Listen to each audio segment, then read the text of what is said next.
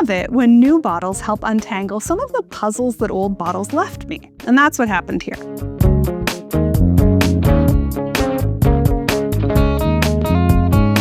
Hello and welcome to My Tiny Bottles, the project where I'm exploring my grandmother's legacy of miniature liquor bottles, one tiny bottle at a time.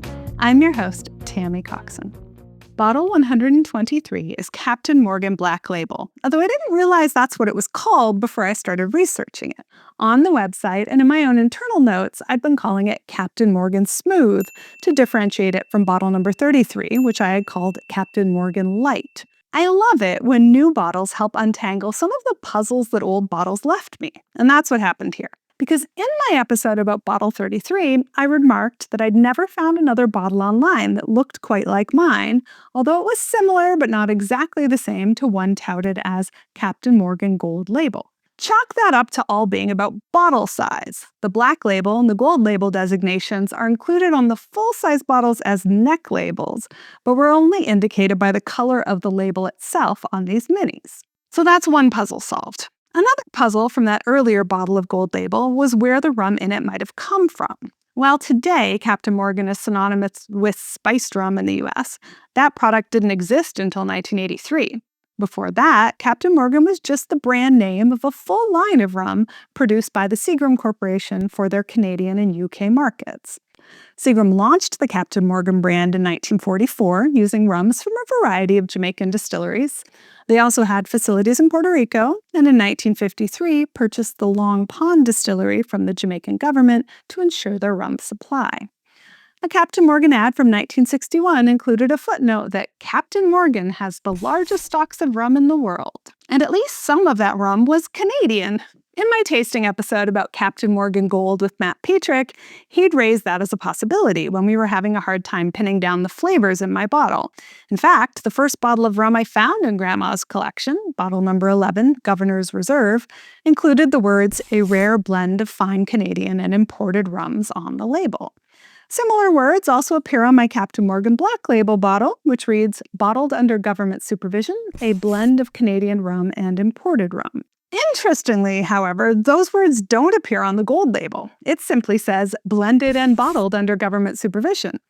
Although I'm not sure how much we can read into that, since labeling rules back then seemed to be even looser than they are today, and rum in particular has often been quite vague about sourcing.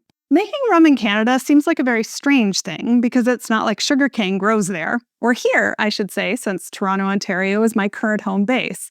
But it has a long history, with possibly the first distilleries built in Canada being rum distilleries, including one in Halifax, Nova Scotia in 1751 and one in Quebec in 1769.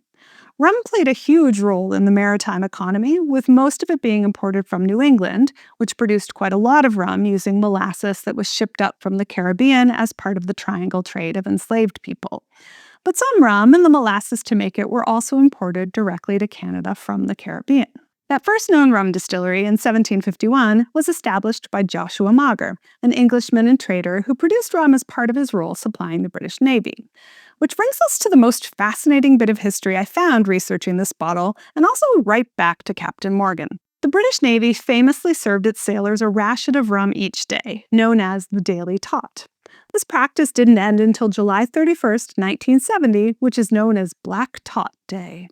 What I didn't know is that this practice was adopted by some other Commonwealth nations, and in Canada, the last Daily Tot for the Royal Canadian Navy was served 2 years later on March 31st, 1972. And what I really didn't know or expect is that for at least some portion of that time, the rum the Navy served was Captain Morgan.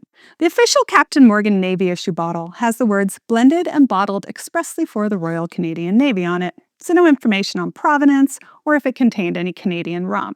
If they were trying to mimic the British Navy issue, we'd expect a high percentage of Demerara rum from Guyana in it, and in the 1970s, Seagram did sell a Navy-proof Demerara rum in the UK.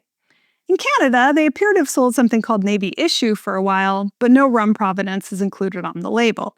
Some actual Navy rum did end up in the hands of consumers, though.